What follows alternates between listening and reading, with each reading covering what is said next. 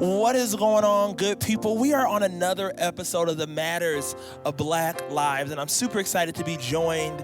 Man, I have never been on stage with this many black people here ever. So this is crazy. So I want to introduce you to everybody on this stage. First, we have Robert right by me, and then we have Scott over there. Then we have Marlon Jr., and then we have Josh, and then we have Marlon Sr. We have just an awesome, just a group of people up here just to talk about the different experience that they have faced just in this time and just their entire lives.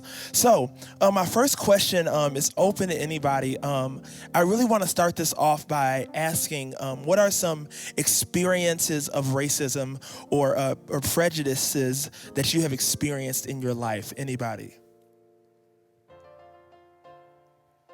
I think I would say one of my first experiences of racism didn't come until I was 12 years old. I went to a roller rink actually, and I was with my friends, and we were all out. And we came back from roller skating, and I went to go sit down and take my roller skates off, and then some random white man walks up to me, and he asked me, he's like, "Why are you touching my daughter?" And I was like, "What?" And I was very confused, but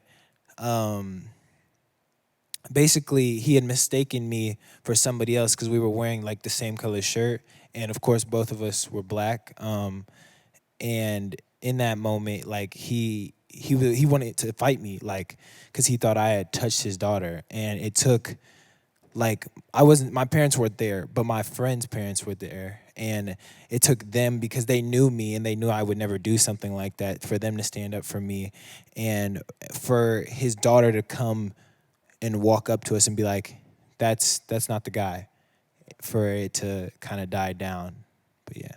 Yeah, that's a crazy experience. I just can't even imagine just even that is still happening today. That sounds like something that should have been happened 100 years ago, but that's still prevalent in our world today. Scott, do you have any experiences of racism that? Yeah, I have a lot.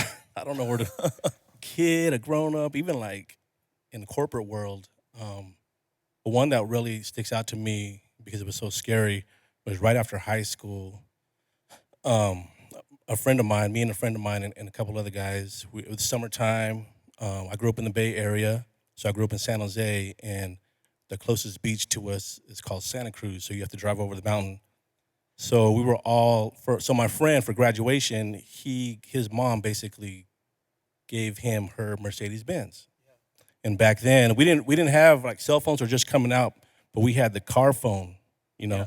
And so we're in the car phone, and my friend's getting gas, and there was this lady, white lady, but and she was questioning like, whose car is that? Who's, and we were just blowing her off. Her friend's like, don't even answer her, you know.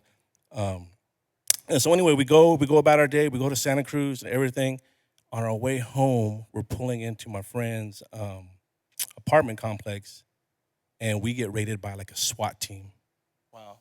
like a full-on SWAT team. I mean, like the van, guns, rifles pointed at our head. We had to put our hands out and get on the ground, and we had shotguns to our head.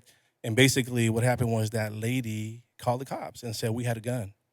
We didn't have no gun. And so they searched the car, they searched everything, and thank God they let us go. But that was like one of the scariest moments in my life. Like, wow, like I could have, if I would have moved, I don't know, I would have got shot or something. But it was just crazy, like the SWAT van, everything was there. So that was like probably one of the most scariest I've experienced. Wow, that is just, it's crazy to think about that just because she saw you in a nice car, that she immediately thought that that couldn't be possible or that couldn't be normal.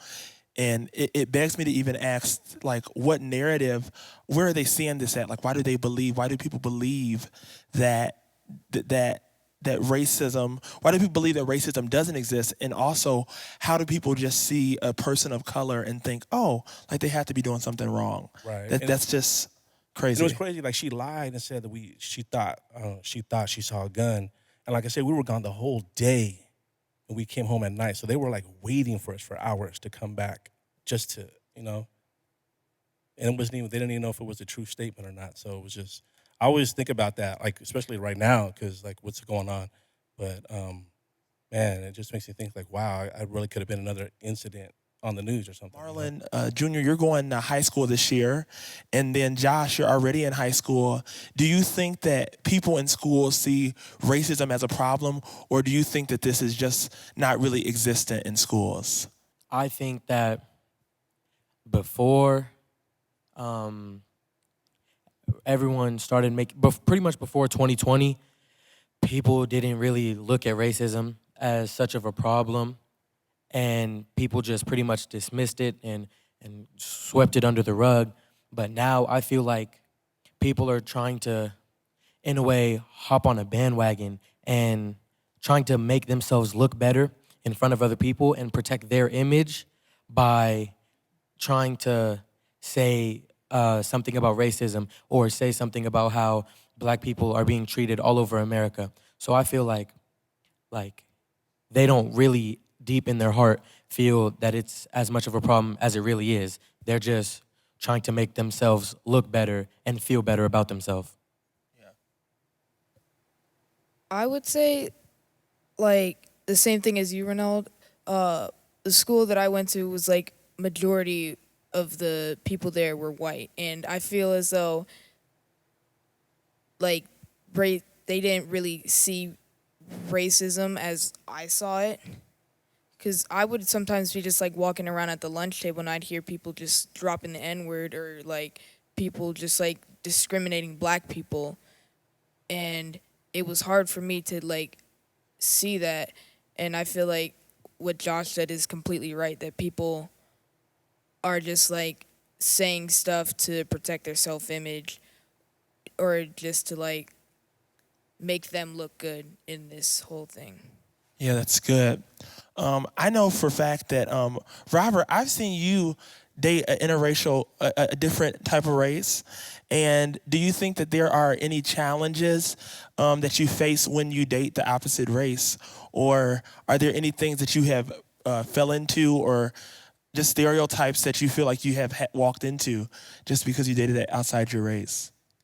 I think that when it comes to dating, it's definitely hard. The hardest part about dating, just in my case, would be hanging out with people who aren't black, because they don't see like illegal fireworks. When 4th of July came around, I had tons of friends asking me, "Do you want to go hang out and shoot fireworks?"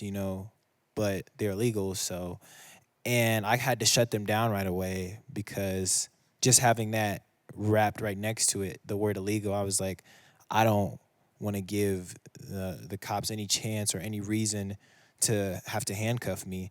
And that is tough, because I know a lot of kids my age do things that they are necessarily not supposed to do, and like drink when it comes to drinking and smoking. And I've been asked by a lot of girls that I've been in relationships with, I've been asked if I would like to do that or if I He want said to a lot. come. Pause. He said he's been in a relationship with a lot of girls. I mean, my God. All right, Robert. I'm kidding. Let's get back to being serious. But Serious. but anyways, How just many, Robert? I'm kidding. I mean, it's not a big number, no. But just because, also just being an athlete myself, I get asked to do things outside of myself, because people think that I'm reckless, or they assume that I want to go drink and go out and smoke. Or I've even had somebody come up to me and think that it's crazy for me to not have like the same experiences as them because of my color. Like they're like, "You've never smoked before? Like that's crazy." Or you never like hanged out and got super drunk?" And I'm like, "No." And they're like appalled, like to see that from me. And it kind of offended me. Like, why would that be so important to you, first of all? And why would you think that of me just by looking at me? You I want to ask Robert and Josh, if you could tell your classmates anything, if you could just say one word of advice or one word of wisdom, what's one thing you would tell your classmates about everything going on with racism and all that stuff? I think I would tell most of my classmates to listen and to really be really open-minded, because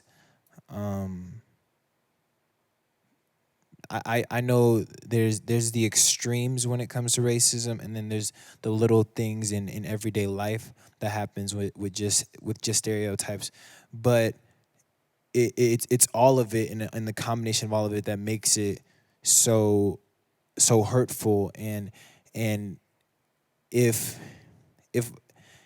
if my classmates could understand and try to step into my feet when I walk into the room, and when I come to class, if they could just be open-minded that it's not easy, and that it's an everyday struggle, and it doesn't stop. Like I would tell them, do you know what it's like to be black?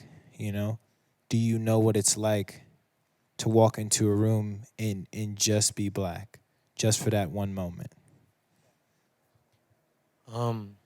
Kind of going off of what Robert said, I would say just be mindful and try to put yourself in our shoes, and like try to understand what black people go through on a day-to-day basis, and how it feels to be put down because of your race and because of what you have no control over. Because people don't pick what they are. People don't pick to be black. Now, I didn't pick to be black, but I am proud to be black. And people try to use that against me and against everyone up here, and try to tell us that's a negative and tell us that's a bad thing when it's not.